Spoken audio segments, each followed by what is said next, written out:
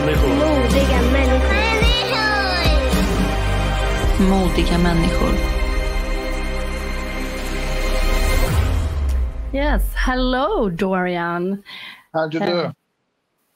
I'm doing fine, thank you. And I'm so glad you're with us from Spain. And for the Swedish audience that doesn't know about you, you're a former 6-time Mr. Olympia. And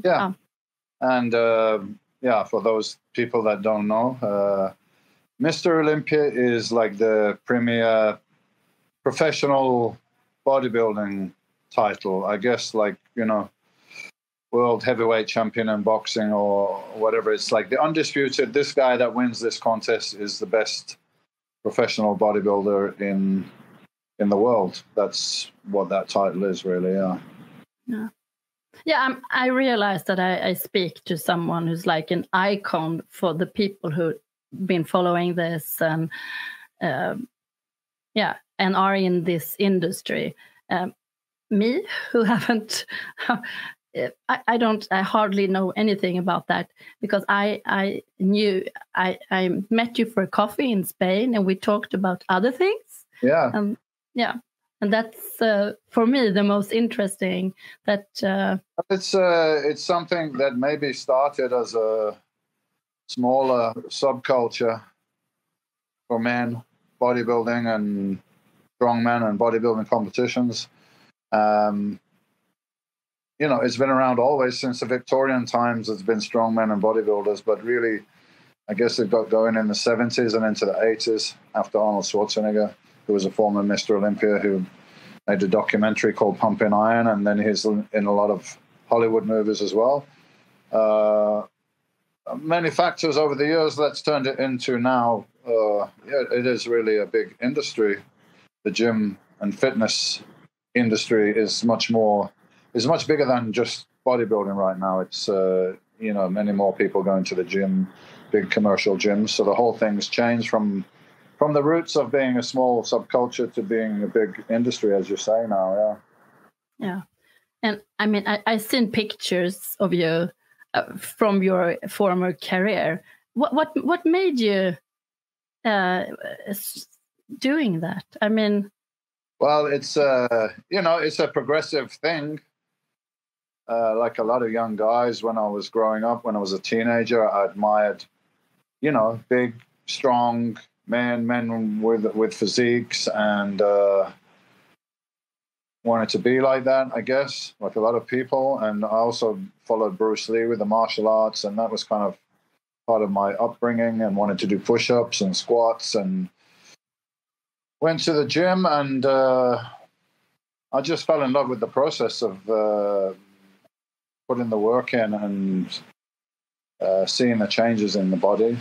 And it evolved from that interest to being really a sport, and then from being a sporting passion into being a full-time professional sport. So it's something very progressive, and it's like the very tip of an iceberg, if you like. There's very extreme professional bodybuilding. It's the human body taken to its extreme of muscular development. And for many people that might look, well, that's too much, but it is what it is. That's the competition is not necessarily about, at this point, having a nice looking body. That's great, but this is about, how far can we take it? So that's pretty much. And you took it far. I mean, you were huge. I took it to generally accepted new levels of muscular size combined with very low body fat and so on. And it was a real, as I say, it's a combination kind of sporting, an obsession, and interest in all the factors in the training. How hard can you push yourself in the nutrition? At least when I did it, not now, because there's a lot of people, there's a lot of coaches and nutritionists and so on that's around. But back then, we had to learn all that ourselves. And I find that process fascinating. And that process taught me that I can really learn anything and do anything if I focus on it, because learning things like that at school was not of interest to me, because the subjects were not interested and the system was not interesting, and I felt the whole thing was wrong. So I didn't learn so well at school. But afterwards, I learned I had the ability to do it as long as the subject was interesting. So there's a whole journey in there, as well as the, a personal journey, as well as just building a body. Yeah, and the thing is, and I'm so interested in this, the mind. I mean, you really showed yourself and the world that if you create this image and this picture, I mean, you can really go to any length you want. Yeah, I mean that's what's of interest to myself at the moment. I really think at some point there is no limit, there is no length, but how you get there, where that is, I'm still working on that. But what I can tell you is that I had this dream that was in my head all day, every day, that I was going to change my life. I was going to travel the world. I was going to win competitions. And I wasn't thinking about that. I was thinking about the process of how I was getting there. What's my next workout? What am I supposed to eat tomorrow? Et cetera, et cetera. So it's really about focusing your attention on something. And I did it in an almost tunnel-like vision, where to the detriment maybe of some other things that I didn't have time or focus for, because you're putting it all into that. So definitely, if you focus on something and you really believe it, that's going to massively increase the chances of it happening. Yeah. If you don't believe it, it won't happen. It's not going to happen. Not going. There's a guarantee there. I can't say a guarantee if you really focus on something and you put all your energy into it that is guaranteed to happen, because there's a lot of factors, but it's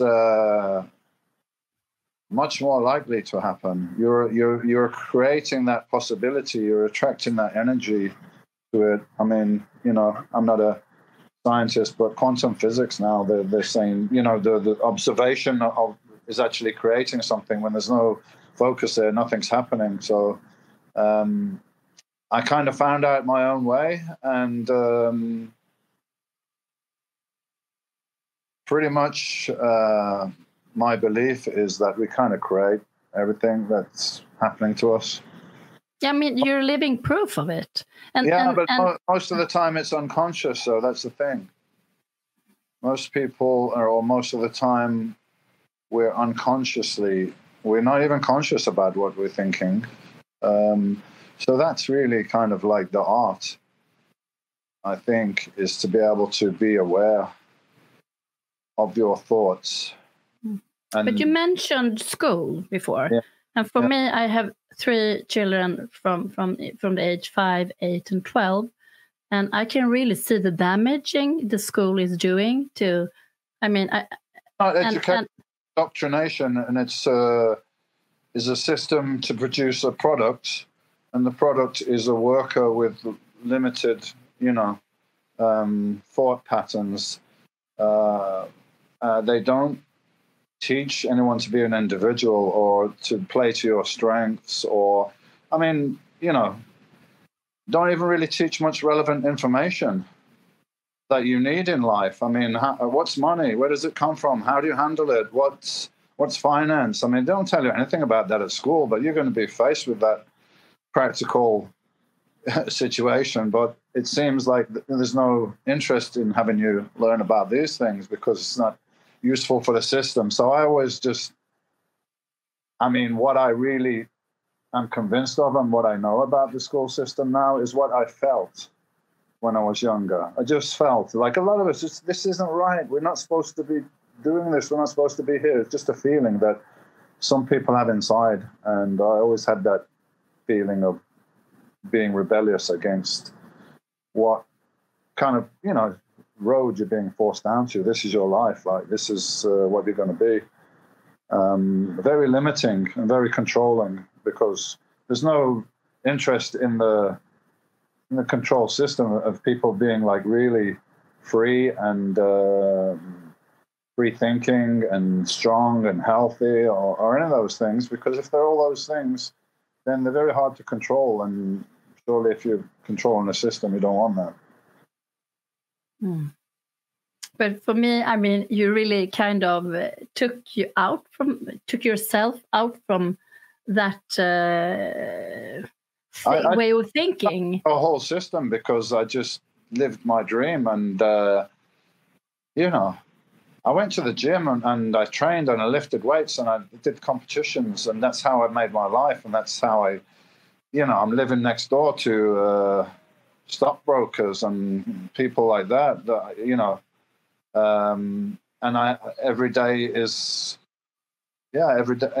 was my day. I chose to be very disciplined with my day and to achieve these goals, but it was my choice to do that. I was in control of that. I was in control of my life as much as I could be. So I found a way that was not the way you're supposed to do it, so to speak.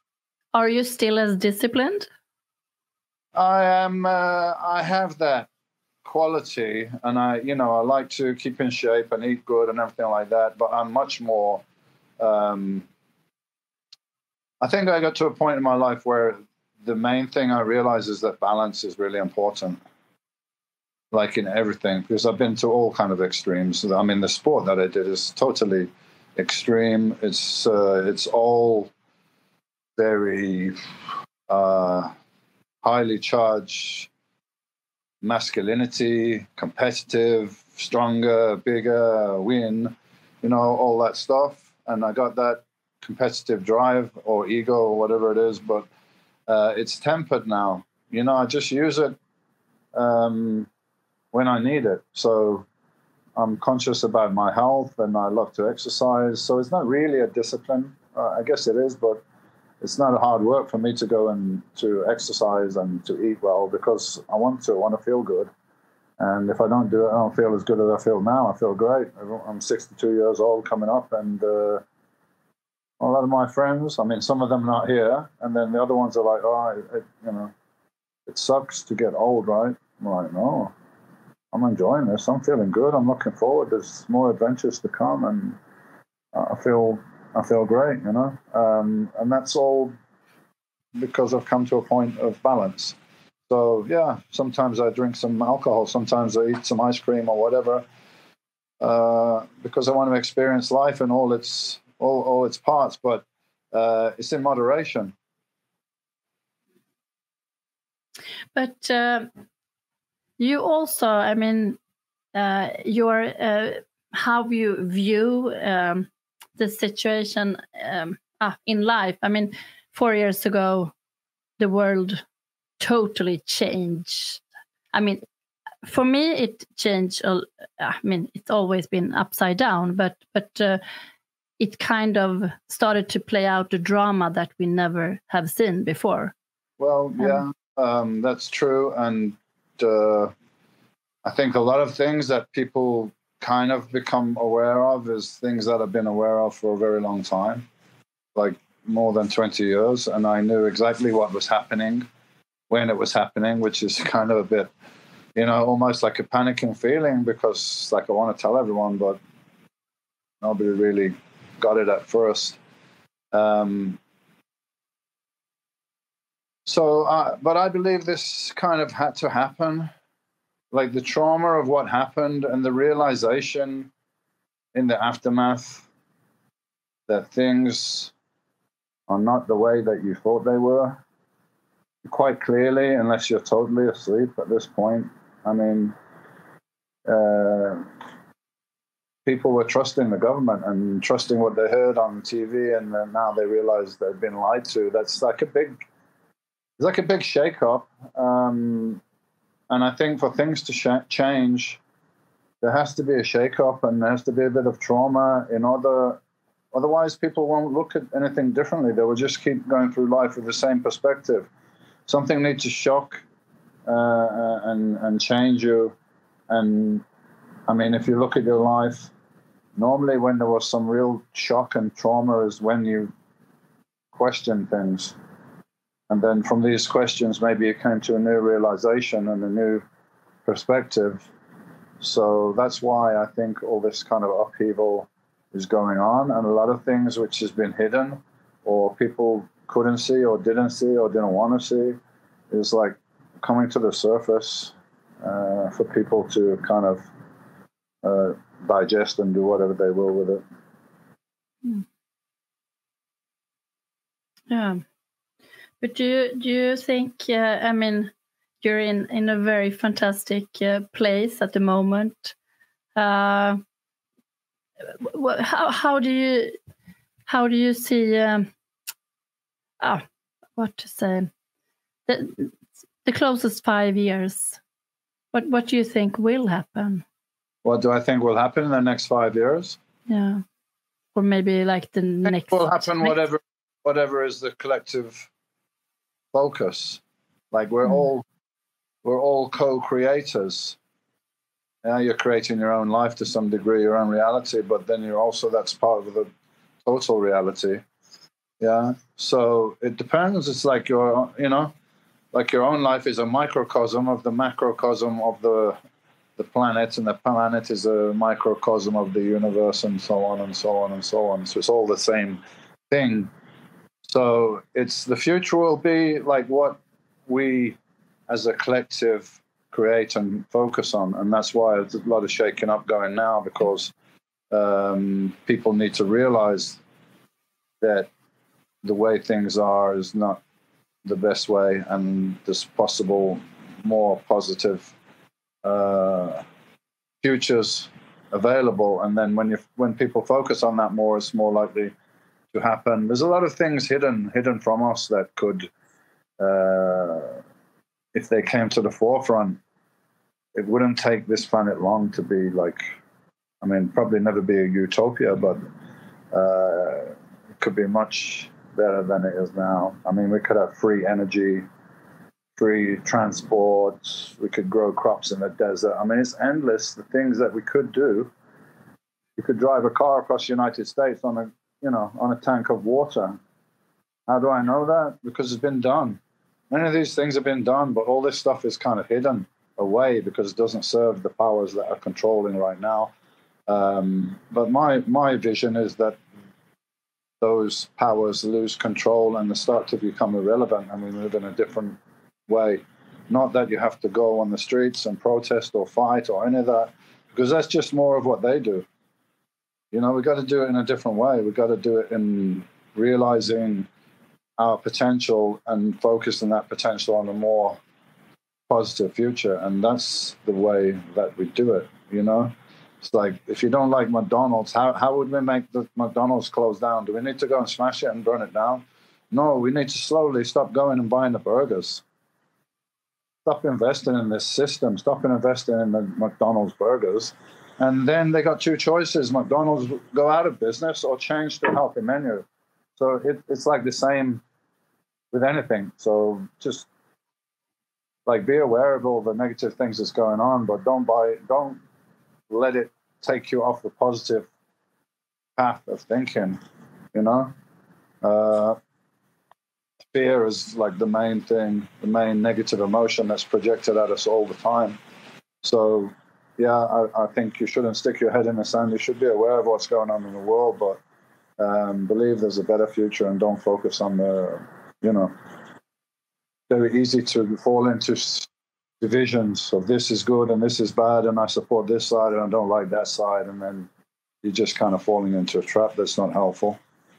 Is there anything to be afraid of?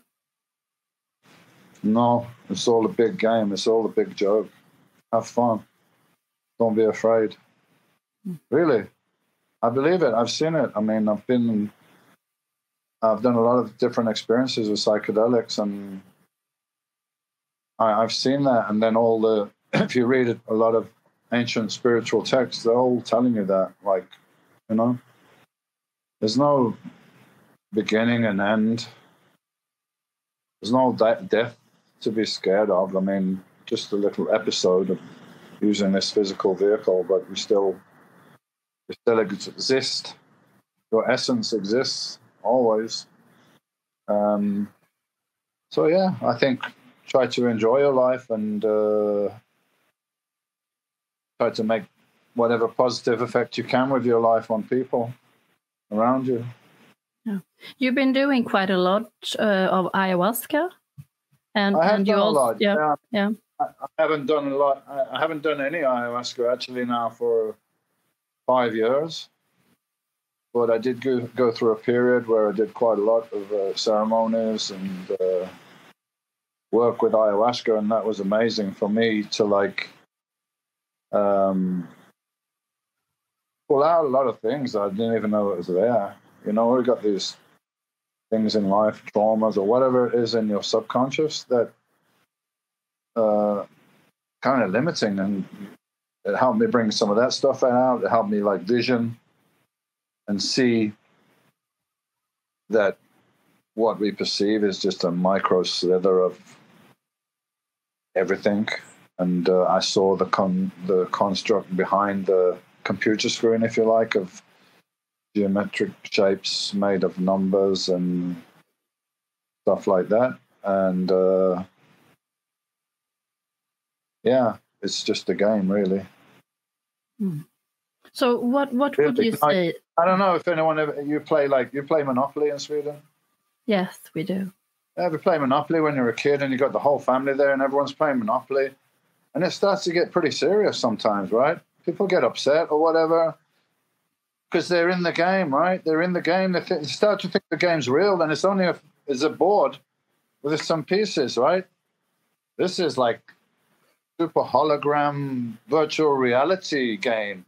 So you really get lost in it. But it is that. That's what it is. So maybe we shouldn't take it too seriously. No. But what would you say that ayahuasca is, and what does ayahuasca do for you as a person? Well, ayahuasca, it's a combination of two plants that the indigenous people in South America, like Brazil, Peru, and places like that, in their traditions, they use it as a medicine, and they use it for quite a few things, but kind of like a visionary medicine as well. So it works on different levels, and it helps the person to connect to nature, I guess. I mean, these plants are older than us. They have the wisdom of nature inside them. So it's a spiritual journey, really. I mean, psychological, spiritual, I guess. You have visions. And I have done 3 camps in Costa Rica over a few years. And each camp I had 20 people that came to do the experience with me. And I guess, I mean, the idea was I already did it. I was on this journey myself. I did a few things.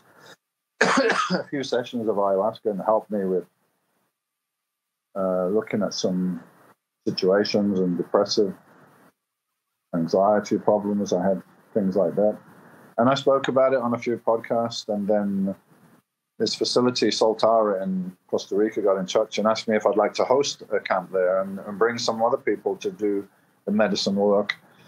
And at first I didn't really want to do it because I didn't want to go there as, you know, Dorian Yates, Mr. Olympia and all that. I just want to be anonymous, like what I did before. I did it in Spain, and it was like up in the mountains, and most people didn't speak English, and nobody had a clue who I was, and I was just there for my own, my own reasons, right? It's kind of like the whole Mr. Olympia thing is a bit like an actor or something. It's like an alter ego that you've got, and sometimes you just want to put it aside, you know. So I wasn't sure if how that would go, but anyway, I did in the end, and we took like 20 people there, and we did the whole week together, and that was a great experience. for everyone there, and it's really a bonding experience, a growing experience. And I did 2 more camps, so I did like 3 camps, and a lot of the people were there, or they were obviously already curious.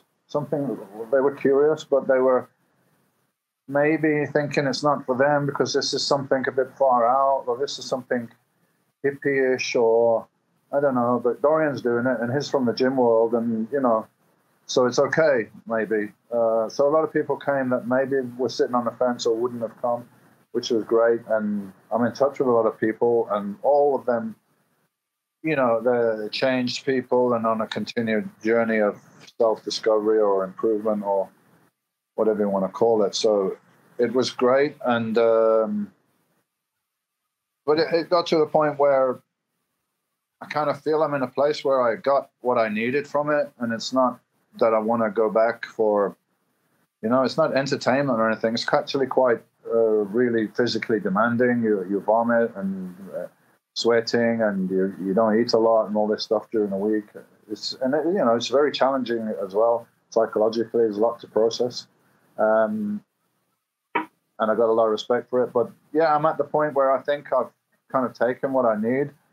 Maybe I change my mind next year or something. I don't know, but I can say that the most common thing that I heard from the people there is this is the most amazing, this is the most life-changing thing that I've ever done. And I've heard that over and over again.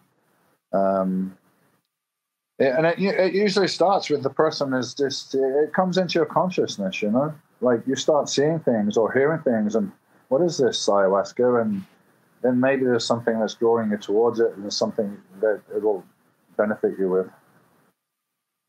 But I'm just thinking of like CBD and ayahuasca. Most of the people think of it as drugs. And for me, it's the more I learn, the more I read, and the more I experience myself, I know this is medicine. And like you said, it's been known for... Yeah. Plant grows from the ground. Yeah. God-given, nature-given, however you want to say it, it's growing, just like the mushrooms with the psilocybin. It's growing from the ground, and humanity has used these plants as a tool, religious, spiritual tool, for, we don't know, forever, since mankind has been here, and we don't even know how long we've been here. So, and many religions have been based on, and many what they call mystery schools, like super high level initiate schools, like the Elysium in Greece. For 2,000 years, initiates were going there to meet God, basically they called it, to meet God and to learn these secrets, to die and be born again. And on pain of death, they were not to reveal those secrets. And there's a lot of, they had like bushels of barley. So what it was, there's a parasite that grows on barley called ergot. And if you synthesize ergot, you get LSD. So these kind of psychedelics were used in all these ceremonies for thousands of years. It's meeting God, that's what they used to say. And they couldn't reveal the secrets to anyone outside. That's simply what they were doing. And it's, whether it's the anointing oil or whatever they use in religious texts, it's always plant medicines. So they're a great tool to learn. And fortunately now some money is being put into research on, what happens to people's brains when they're on LSD or psilocybin, and it's all been looking very positive. And the thing with doing the interview with you, which I think is so fantastic, is this. We talked about the mind, because the more I'm into the mind, it's something, it's not like separate. We're a body, we have a brain, but this mind. The mind is really. Yeah. And you... Like everything is like inside of you. Maybe it doesn't make sense, but everything is inside of you, and everything's all one thing that goes infinitely big and infinitely small, and I don't even have the words to describe it. I'm just doing my best from what I saw, felt, whatever. Again, you struggle for words with the experience of psychedelics because it doesn't really fit into, I don't know. It doesn't really fit into normal explanations, but you do your best. But isn't that one of the big secrets that the people in charge are trying to hide from us? It's like they want to make us believe that everything is outside. I need a new Porsche, a new car. I mean, absolutely. But I used to see it as good and bad and dark and light or whatever. But all the things that are there to take you away, once you realize and you see it all, is then it just reinforces to me how important it is to go look inside, because everyone's trying to make you not look there. So why is that? Why they don't want you to look there? Why they don't want you to smoke cannabis? Because it makes you think differently. Yeah. And what happens when you think differently? Then the box which they try to put around your head doesn't work. It doesn't work. Yeah, so this, I mean... Interestingly, cannabis, I was listening to somebody who was in some of the CIA mind control experiments that they were doing. And while they were doing them, they were allowed to they were allowed to drink alcohol, cocaine, heroin, pretty much anything. It didn't matter, but they were not allowed to smoke cannabis because when they did that, it didn't work. So it allows you to think differently as well as psychedelics. If you've had a psychedelic experience, your perspective and your range, ability to think is forever changed. Like it's in your DNA or something's changed, and you don't look at things the way you used to. I made a joke when I was on podcast one time, like before somebody becomes a politician, they should have to do an ayahuasca ceremony because it would make them realize they're one with everything, so they wouldn't see any reason to be selfish, and they would want to help the collective because they know they're part of it and it's all one, and they would think differently. So it was a joke, but I'm kind of serious as well. Yeah, I mean, it would look very different. I mean, I can just imagine. That's what they did in the Temple of Elysius, basically that. The high initiates, the people in charge, the philosophers, the teachers, they were the ones that were, allowed to go and do this stuff. But, I think everybody should be able to do it. There's also one other thing. You were walking in barefoot shoes. Yeah, I was. I've been walking barefoot anyway because I like to connect to the ground. But, you can only do it. I've got grass outside on the beach, so I can walk there. But I had a problem with my toe as well. So I just saw them advertising. I thought that, sounds good. Let me give them a go. And they're really comfortable. And yeah, you feel the tendons and the muscles in your foot are actually working rather than just sitting there. So yeah, I'm enjoying them. I've got 2 pairs now. But some things which is free. Put your feet on the ground. This is free. You're getting negative ions or antioxidant power, if you like, from the ground, and it's free, Get outside in the nature, connect, try to look at the sun if you can. All these things are free, and they help you. We're so disconnected. It's important to connect back to what's real, like the nature. Do you use sunscreen, Dorian?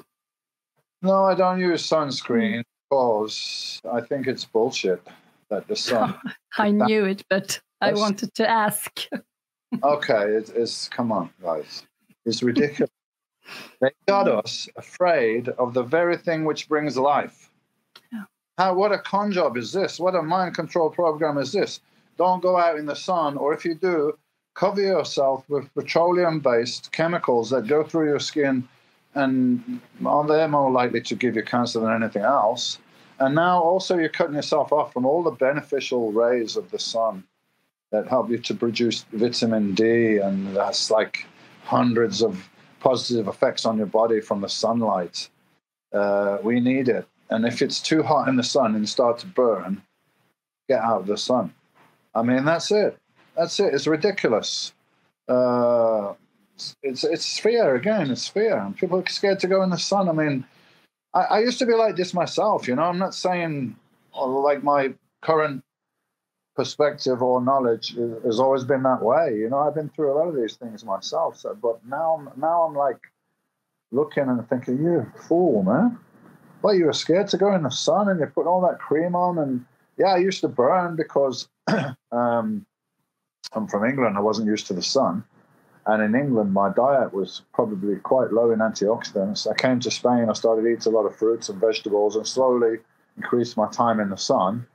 And I haven't worn sunscreen for 10 years. And I was like, trust me, I'm like white as a milk bottle, really white, English, never been in the sun.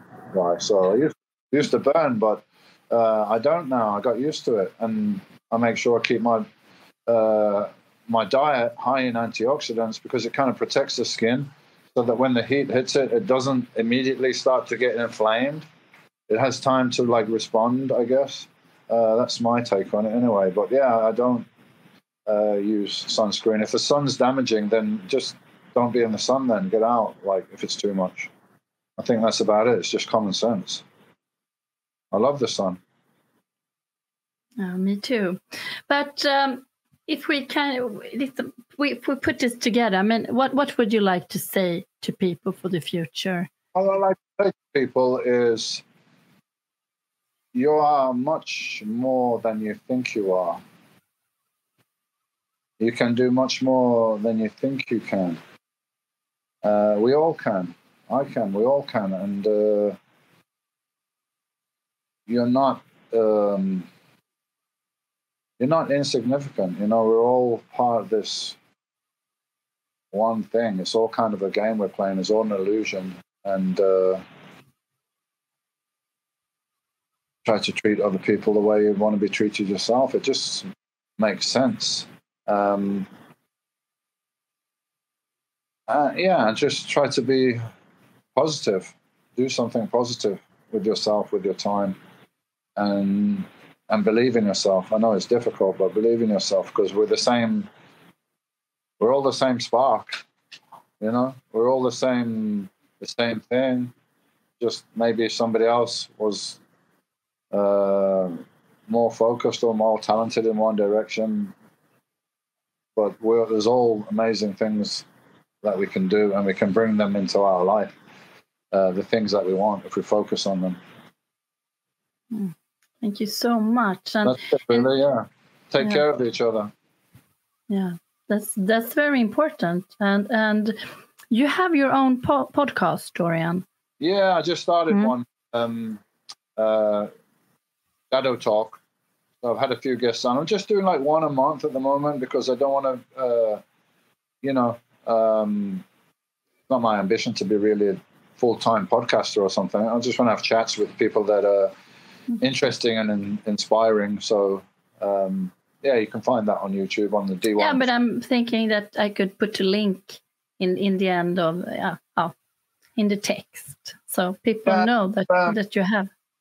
If you send me all your info, I can give it to my team because I got a team that's doing my podcast.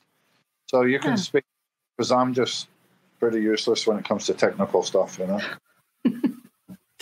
But else do that, all right? Thank you so much, Dorian. Cool. I hope your, I hope your listeners enjoy it and let me know what they think.